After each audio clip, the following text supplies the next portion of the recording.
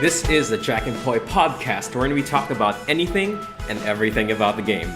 I am your host and creator of Jak and Poi, Alexi Menardo, and I'd like to welcome you all to this very, very special video episode of the podcast.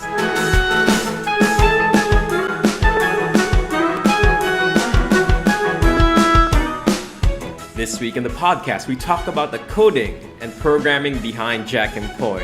And towards the end of the show, we have some very, very special announcements regarding the art of Jak and Poi.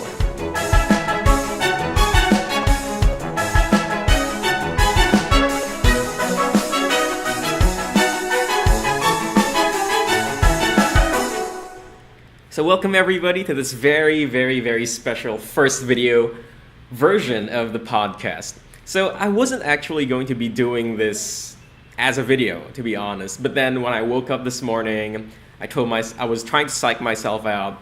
And then one of the artists, if you remember, Dax Gordine, does this live stream of doing some sketches, doing some art over at live stream together with his good friend and I believe partner, Joe Vreens. I'm not sure if I'm pronouncing that correctly, but basically he's Joe Vereen on Twitter.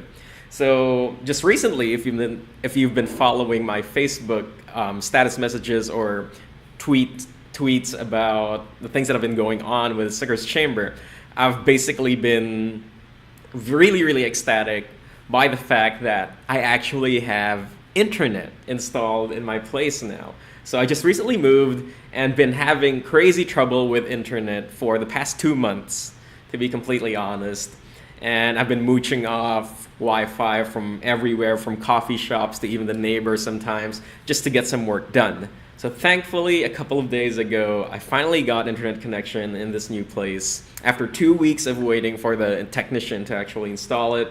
And now I'm in full, hopefully full force of getting work done, programming at least, work done on the iOS game, emailing artists, emailing you guys about the cards that you want to see in this game, interacting with you guys about features and effects you want implemented in the game. So hopefully things are going to go much, much more smoothly this time around. And it's been good. It's been very, very good productivity-wise having internet. I mean, seriously, guys, productivity has shot through the roof ever since I got internet a couple of days ago. Granted, distractions are way, way more, and I have been distracted much, much more than I have without internet. But then, in the same breath, I can say that productivity has at least tripled or even quadrupled, to be completely honest. So it really, I guess, boils down to discipline, motivation, inspiration, and all of that. And apparently, I'm very, very much addicted and dependent on internet these days. And I'll show you why, exactly. And I think this was the perfect opportunity to show you, to actually record a video version of the podcast, because I'll be showing you why I need internet so much, because it's an integral part of my workflow when it comes to programming for iOS. So without further ado, just going back, just to prove to you that I do have internet already. This is the live stream that Dax and Joe are currently doing right now, and this is why I decided to do a video podcast of this particular episode. So it's a live stream. I don't think I have that fast an internet connection to actually do a live stream right now, but maybe, if you guys are interested, do let me know if you want me to do a live stream of, Jak and Poi development or what have you, and we should be good. All right. So on to our progress report, as usual, with Jak and Poi. Essentially, I'm just going to be doing 2 huge chunks of the podcast this week, and hopefully I can finish it within 30 minutes. So the first chunk being the programming and Chamber of Secrets segment combined into one. I'm essentially going to be showing you what progress I've made, and essentially I've done some progress on programming. Not that much, mind you. I've probably had just a full days of work worth of programming in the game, and I've also been working on the UI for the game. So, like I said, especially for you guys who backed us up in Kickstarter or have received the Kickstarter build for the game, by no means was that particular build that I showed anywhere close to finished, right? So I've been going through iterations of the UI based on how the game has evolved, how I envisioned the game to be like. And I'm quite happy with what turned out. I was working together with my girlfriend, aka my boss, and she's given me a lot of very important input about the UI, and I've basically put that into the game right now. But right now, I do want to show you essentially this. So what you're seeing on screen right now is the simulator, the iPhone or iPod Touch simulator on, well, not Xcode, on the OS X. And it's essentially running the game, right? So you can see the frames per second down here and everything. So just to prove to you guys what it is, I'll unmute my computer right now so you can actually hear the familiar tunes of Jak and Poi, hopefully. Right there. Okay, so this is the actual build. This is the old version of the build, obviously, without the inputs I've made a couple of days ago to the programming. So let's just see how this runs. You guys should be very familiar with this already. You saw it through Kickstarter and all of that. And it looks very, what do you call this? The frame rate isn't that good, right? So that's more of a simulator thing. For the guys who receive builds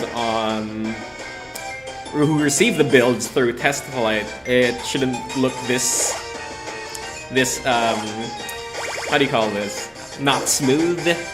Frame rate should be much, much better than. So yeah, basically this should look very familiar to all of you guys.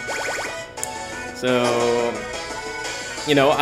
this is essentially the prototype of Jak and Poi. So let me just, I don't know if you guys are hearing me correctly.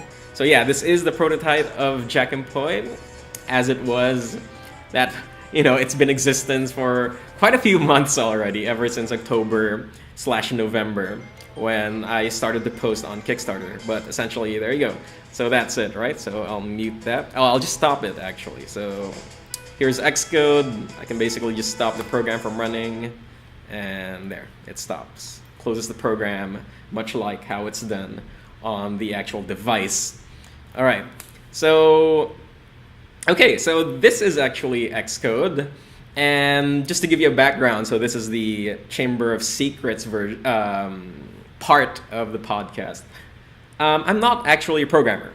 So for those of you guys who've been following me more intimately, more closely, I am the one-man team behind Jak and Poi. So everything aside from, handling the finances and the actual card art for the game, I do myself. All right, so my sister, Ariane, helps me out with basically paying the commissioned artists we have for the game, and of course the commissioned artists do all of the art in the game. Okay, but everything else over and above that, minus the music, minus the sound effects, I do myself. So I am the UI designer behind the game. I did the logo as well, which is also something I want to work on, by the way. So hopefully some new iterations of the logo will happen. And I also do the programming. So I'm the developer behind, literally the developer behind Jak and Poi. And yes, I do use Xcode. So I do not use Unity or these other engines. And by the way, before I forget, a shout out to Tobias, one of our Kickstarter backers, who was the one who encouraged me to do a version of the podcast that would talk about code. So you can blame him if you find code a very, very boring topic, but I will try to offset that boringness with some excitement because I do have some new stuff implemented in the game, which I think you guys will very, very much dig. All right, so essentially what I showed you earlier, so if we can run that again, and let's just tone down the volume a little bit. So this is exactly what you see on the Kickstarter build for you guys who are familiar. So there we go. So it's the same thing that we saw earlier, blah, blah, blah. Okay, excellent. So let's stop that right now. So I've basically made a new class for, and okay, fine. Class is essentially a set of instructions, right? I've set up a new set of instructions that would display the new UI for the game. But actually before that, I want to show you the iterations of the UI that I went through before actually showing you the new one. Okay, so, Made a mistake. Not supposed to do that.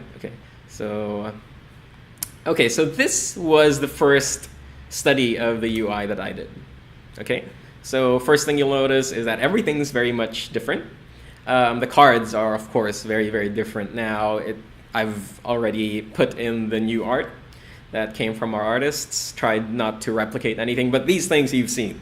So I don't want to preempt myself and show you more art that I'm supposed to, because I want all of those things to be a surprise, of course.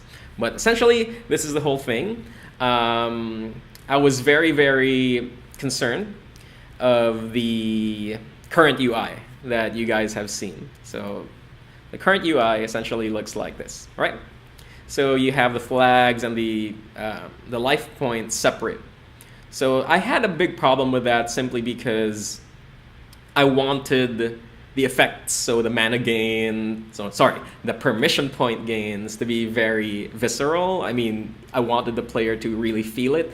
And the thing is, the effects that go on in the game right now, so if we can just look at it quickly, right? If you do play a card, they essentially play against the opposite card, which is sort of counterintuitive.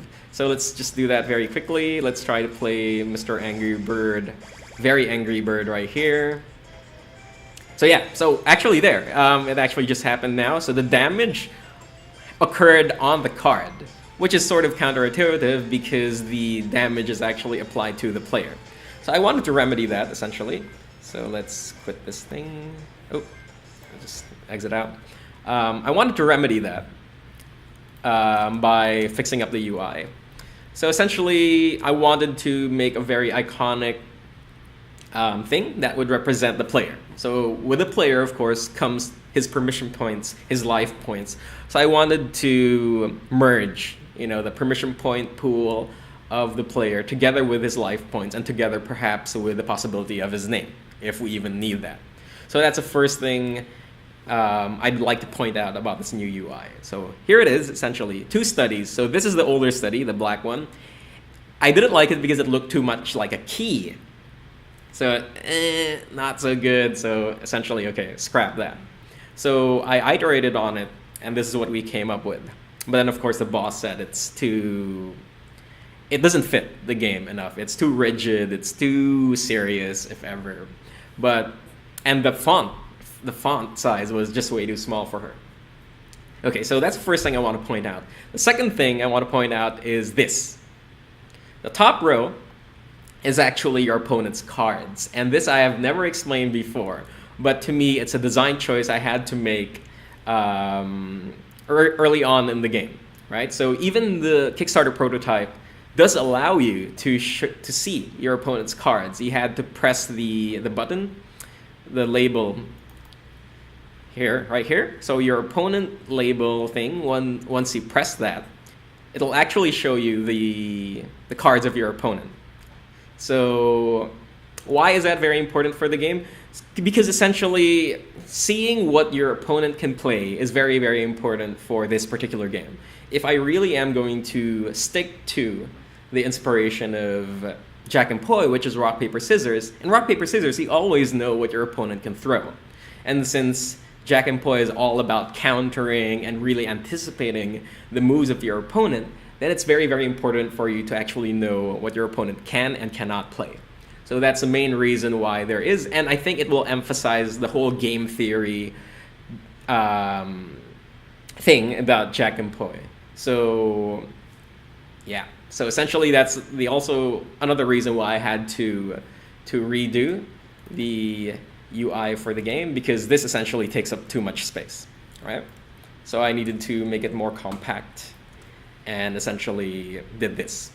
So of course, this is just the first iteration of the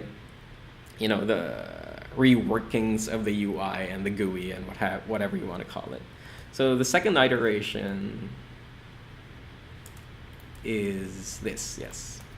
So it's still the same thing, and it's way more cluttered than the first one. And yeah, this is essentially same problems, too small, the font, the boss says, and all of these things. And it looks too serious. It looks too serious for what the game is, and I definitely agree, right?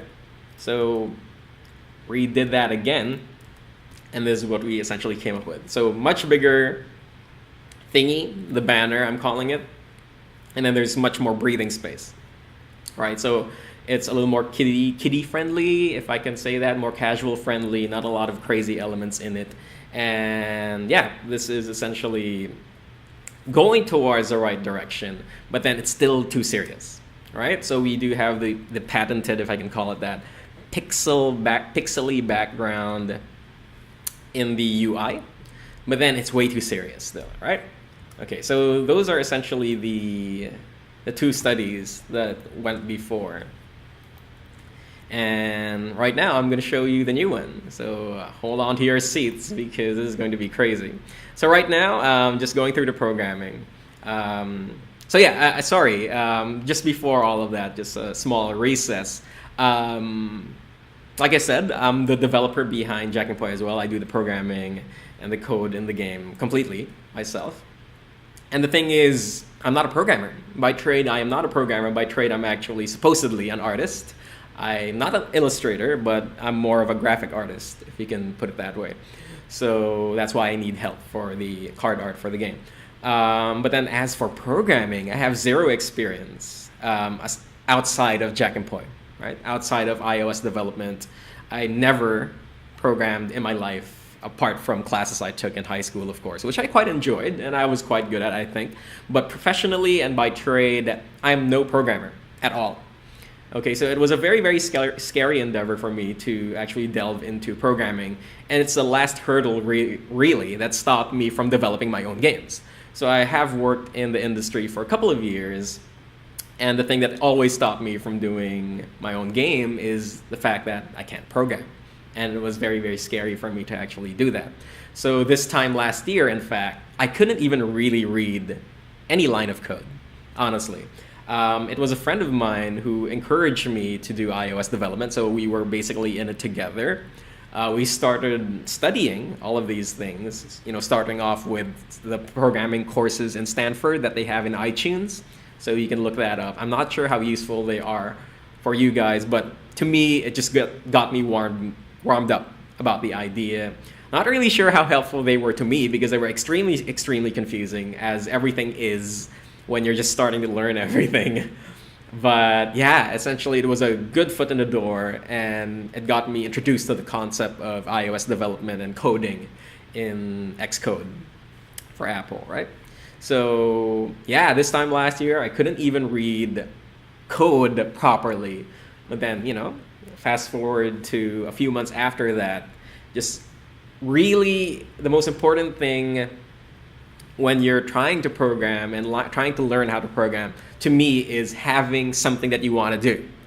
Okay, so essentially what I started off doing was, in order to teach myself to program, is you need to know something. There has to be an end goal. You can't just keep going through tutorials, books, and all of that, and just going through what they tell you to, because that doesn't really hardwire your brain into thinking like a programmer.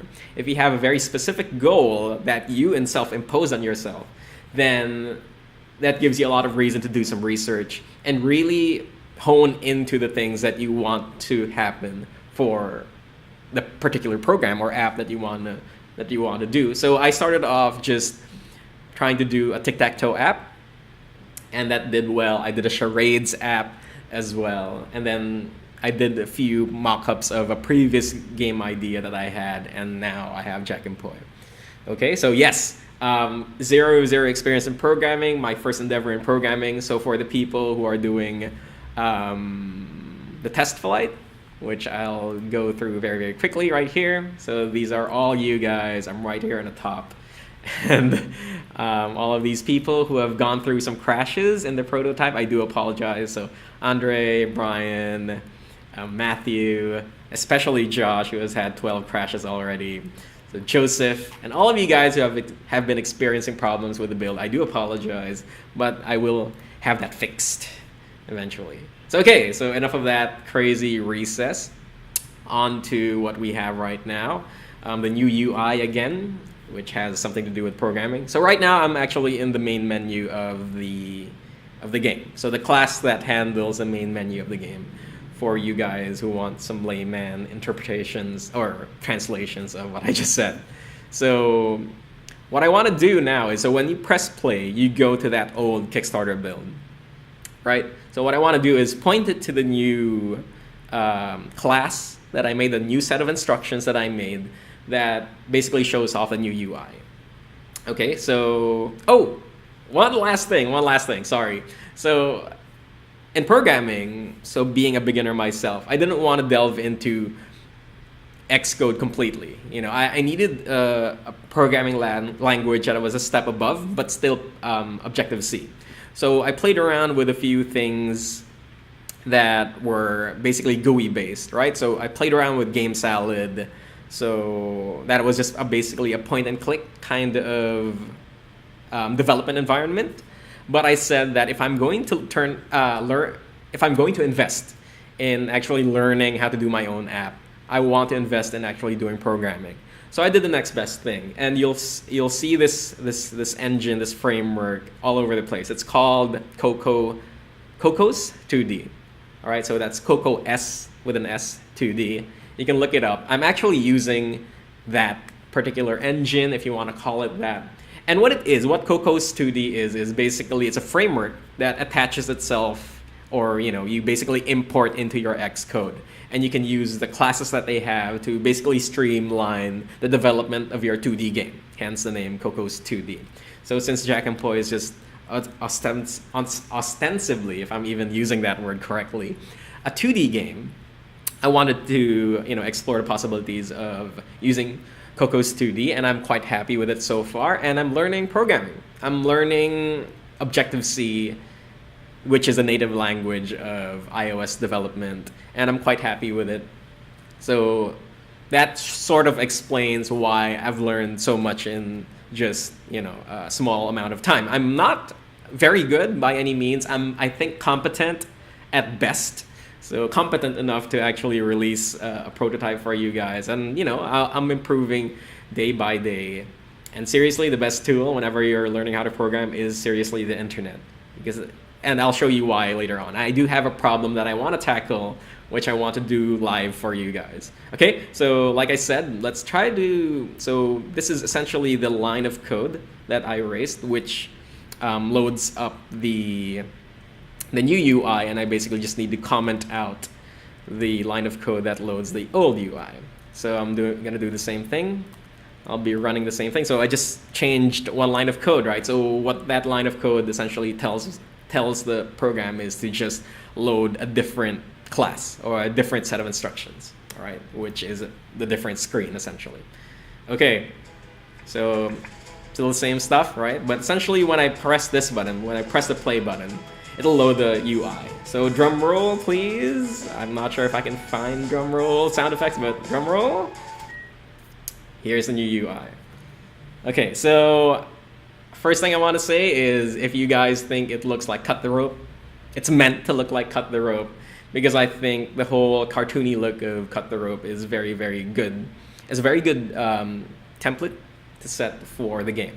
So there are no cards just yet, because I've basically been working on a few things that I wanted to learn in terms of programming, and I was able to do so thanks to internet. Okay, so this is the top portion is of course where your opponent's hand will be shown, or your opponent's poise, because you don't need to see his jacks because everybody has jacks all the time anyway. And the bottom portion is of course where your cards will be, where your hand will be. And the center portion is going to be where all the interactions occur between the players, so the banners right here, and of course the cards. So what's cool is, and this was just a happy accident really, is that the banners, while they're cartoony and nice and cute, they actually sort of look like hearts, or maybe I'm just telling myself that. So I'm quite happy with that. Okay, so also the other thing you'll notice is that you have this square rotating in the background, which is pretty cool. So this thing I actually didn't know how to do until yesterday. So it's essentially a gray box that's put on sort of a screen mode for those of you guys who are familiar with Photoshop, a screen or an additive blending mode, and that's why, it does that. Right. So I'm not sure how heavy a footprint this leaves on the programming, but I'm leaving it for now, and then optimization can happen later on. So hopefully, I'm hoping this will make it into the final game. So okay, so cool, right? So hopefully you guys like the new UI. Very cartoony, very much more the style of Jak and Poi, which is all about a lot of fun. It's about our childhood. It's about our imagination. So really pegging, cut the rope type of graphics was my goal. And it might look too much like Cut the Rope, but I think that's mainly because of the square rotating in the background. So I'll change that in spotlights or whatever is required to make, the actual interaction of the cards with the players more visceral and much better. So I've implemented some things. It's not just a static UI, mind you. So there are separate elements to it. And when you touch the screen, so in this case, in the simulator, I press the button. Okay, so that's what happens, right? So when cards are actually pit against each other, this is what happens. You see the two cards that are going against each other, right next to each other, and they do the effects and all of that. And I'm thinking there's a way better way to do it. So also you'll notice that the life points also updated, and that's just nothing. I just wanted to see how I could refresh the life counters and what have you, and there you go. You'll also notice that the font is not marker felt anymore like in the prototype build, and it's actually the font we want to use for the game. All right, so that's pretty sweet. That's all it does, honestly. Okay, and you'll see that again, this is not just some fakery going on. The box is still there even if we're zoomed in. Okay. So those of you guys who have very keen eyes, as hopefully I do, will notice that this UI has a very glaring problem. It's that the life points of the player can't be seen against the white background. Now, this is because, of course, I'm using just one font and one color for the font. So there has to be a way to basically change the color of that font, and I honestly don't know how to do that right now. Okay, so I'm taking this opportunity to illustrate just how my workflow is in terms of programming and troubleshooting problems I have in the game. And it's always good to do it iteratively, right? So to not worry about the details way ahead of time, because there's always a chance to remedy all of that later on. So right now, in this particular build of the UI, I just wanted all of the numbers to show up in the correct font. But then now the problem is, okay, how do I change a color? And there should be a way to change a color. I have no idea how, and I'll show you just how powerful the internet is. Honestly, I mean, if I had somebody to teach me, that would be probably the best. But then the next best thing from having somebody sitting down with you and teaching you the ropes in terms of programming is really just the internet. Now, all I do is just Google things up, right? So this will come with experience though, because in doing searches, of course, you need to know what to search for exactly. The correct terms will definitely help in making your search much easier and much faster. So that'll take some time, as it did with me. I don't think I'm very good at it yet, but I'm getting there. So usually I get the proper answers to my questions within the first few search results of Google. So right now what I want to change is to change the color of the font. And the font in Cocos 2D is handled by this class, this sort of sprite class called CC label TTF. So I want to change the color of that. So let's search for CC label TTF color change, right? So that should come out. Okay, so I see the first result. It says CC label TTF color not working. So maybe that'll help. And the other results don't seem to be correct. Okay, so set background color, TTF. Open that in different windows. Okay, so thankfully we're in the forums of Cocos 2D itself, and usually there's a very, very good source for troubleshooting stuff and learning stuff. So this, as well as Stack Overflow, is I've found very, very useful throughout the months of development. So, okay, here it is. And I'm looking at this particular line right now. It says, so this is the sprite name, and it has a property called color. So that's most likely what I want to happen. And essentially, this equation, it seems, it looks to me that it's an RGB value. So based on this, right, it says that 255, which is an RGB value. I mean, this is of course coming from experience in Photoshop and what have you. It's red. So I'm thinking those numbers that it showed are actually RGB numbers. So since I wanted gray, I know that gray values are towards the lows, right? So a 255, 255, 255 RGB value is white. So if I want to make it sort of dark gray, I'm looking at values of like 50s, right? So 50, 50, 50. Okay, so I go to that particular class that handles the banner in my program, and I call that JAP banner, so Jak and Poi banner, right there for those of you guys who can't see. So it's JAP banner right here, and here is that particular what do you call this? These particular lines of code is what I want to see. So as you can see, it says life label. So that is in fact the life label on the thing. So it's very, very important when doing Objective-C to basically be very literal about all your namings, because it'll help you. I mean, as your program grows, it's going to be very difficult to track all of these variables and whatever. So it's very important to give it a very, very descriptive name. So life label, because it's basically the label, right? So CC label. So I'm using life label to keep track of that. Now, since this particular line handles both versions of the banner, so the black and the white, I only want to let it touch the player banner. So this particular line of code is a conditional thing, right? So if you're dealing with the player banner, then load the player banner, which is the white one. If you want to display the opponent's banner, then you display the black one, which is called the opponent banner.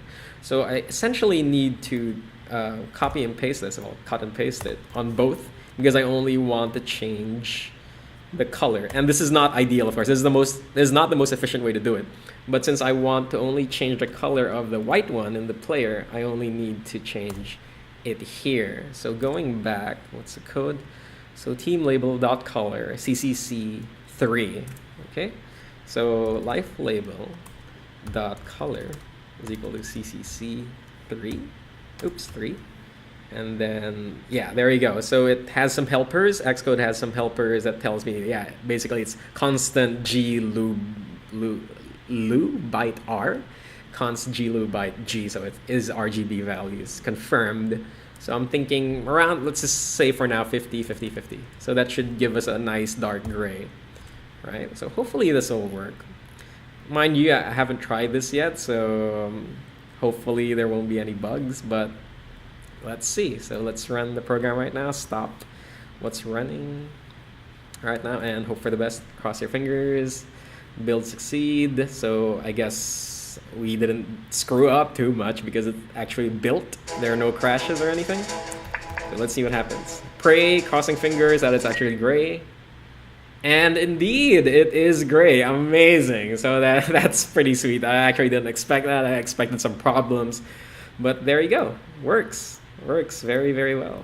Excellent. So there you go. That's a little look into the way I do programming and coding while working in Jak and Poi.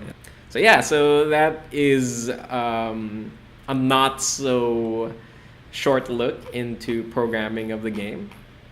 And I'm still a beginner for sure, but programming is not as scary as you think if you're like me, a math geek, more of logic geek. I love puzzle games and all of that. Whenever I'm doing programming, honestly, I feel like I'm playing a puzzle game, a very, very good puzzle game at that. So you have an objective that you want to do. You have these tools at your disposal, and you have to figure out what you need to do and the most efficient way to do it as well, right? So that's how I approach programming. and I actually quite enjoy it quite a bit. Right now, in my place I don't even have a TV, but so, and being a gamer, right, I do miss playing my video games. I do have Uncharted 3, mind you, still in the box and not yet touched. But I'll get to that eventually. I'm just glad to be able to get some work done on the actual video game. And next thing in terms of getting stuff done for this particular build is actually drawing cards and all of that. And then after that, I need to implement the new, essentially, way I want to deal with the effects of cards. So that's for another episode, I suppose. But essentially, I need to rebuild all of these classes from scratch because I think the prototype had a lot of inefficiencies, and then I didn't account for a lot of card effects that you guys have helped me conceptualize and have helped in terms of, contributing to the game.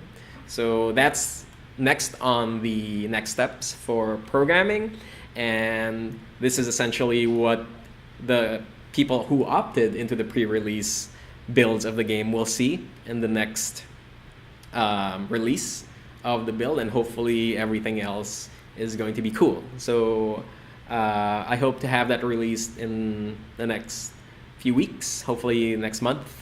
But no promises, you guys, again, because I am still, wrapping my head around what I want to do in terms of programming. But hopefully, once I do get that finalized, I will have something to show in the next few weeks. Let's move on to announcements. So for announcements this week, I want to talk about something that just happened yesterday as well. So it has something to do with the art for the game. So I do post on Facebook and the Kickstarter and all of that about new artists and featured artists of Jak and Poi. And I want to do that in this podcast since it is a video podcast. Anyway, what better time to actually feature an artist in the podcast? Now, this particular artist it's actually a pretty good story, and we do have a few good stories about artists joining this game. But this one is particularly cool because it came from just a card suggestion from one of our backers, who is Lego Lad. All right, so essentially, if I can show it to you, so this is the Excel sheet that we have for the people who contributed design ideas for the game. And here we go. So this particular one, so row 15 on the Excel sheet, we have the social engineer. So essentially, Lego Lad, who is the one who contributed this card idea, said that he'd love to see art done by Wondercraft. So I'm actually not familiar with Wondercraft until he mentioned it. It was familiar, but I didn't know what it was, essentially. But okay, so since this is a and I wasn't anticipating this at all. People who actually request the artists that they want to do their card art. So, but any opportunity for me to actually reach out to artists that people would want in the game, I always welcome. And so, after receiving this request, I essentially got in touch with Mr. Wondercraft himself. And this is his website, wondercraft.net. So it's essentially, obviously Minecraft-inspired art. But I really love what he did with it because it's essentially 2D art, which is what we actually need for this game. So amazing art, very unique style and very, very relevant as well because how crazy a phenomenon Minecraft is, not just for casual gamers who actually play the game, or they're not even casual gamers. I'd even argue that a lot of them are hardcore gamers. But essentially that audience, it's not just something new for that audience, but it's also very, very cool and very, very relevant for people like me, so indie games, because essentially Mojang and Notch, the people behind Minecraft, are a great inspiration for indies like myself.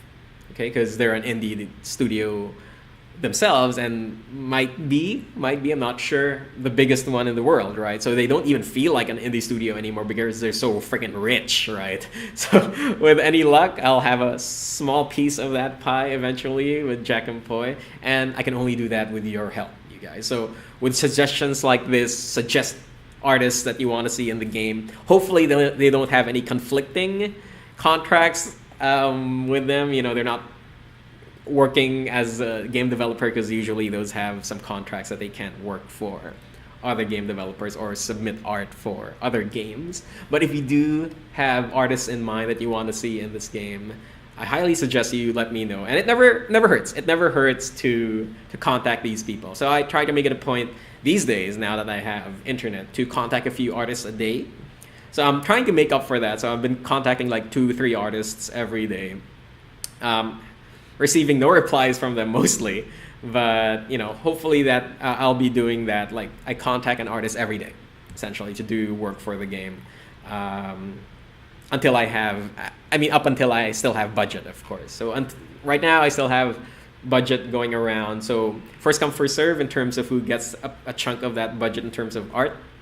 And if I think that artist is a good, if the artist you guys suggested is a good fit for the game, I'll definitely give them a contact, and hopefully they are interested in contributing art for the game. So this is Wondercraft, and first thoughts when I saw this was like, oh my god, I think this guy is very, very busy. All right. It's amazing art, of course, that goes without saying, but then I would think, the amount of activity going on this website, how professional it is, immediately I thought, oh my god, I don't have any chance of getting this guy to do work for the game. But then, of course, again, I didn't get this far by telling myself that, right? I got this far by just going for it, putting myself out there, being as vulnerable as possible, and just exposing myself to all ridicule and all shame and embarrassment and all that. So I contacted him anyway. So I have no idea what his name is, and I do really apologize for that. But it's essentially Sam Cube, who does all of this Wondercraft and wonderful, wonderful craft they are as well. So I contacted him, through his website, I believe. And then lo and behold, he actually replied, and he was very, very interested. And one of the nicest artists I've had the pleasure of working with, to be completely honest. So he's one of the latest artists, of course, because I only sent out the design your card form a few weeks ago. So he's one of the latest artists in the game, but one of the nicest artists. And of course, that's not to say that the other artists in the game aren't nice. They are all very, very nice. But this guy just has a pleasantness to him, meaning he's very, very vocal about being nice. So, and that's why I say he's very, very nice and pleasant. But yeah, very, very nice guy, very nice to work with, very open, very trusting at that as well. So I do want to give him a shout out. So Sam Cube, thank you so much for being very interested in this game. And you know what? I think I'll be doing all of these featured artists thing through the podcast from now on, because I think I give them much, much more airtime that way and more emphasis, and I can just express my gratitude to them much, much better. So yes, so why did I choose to feature Sam Cube this week? Is because I got a package from him yesterday, and hopefully I'll be showing you a clip right now of that package that he sent me.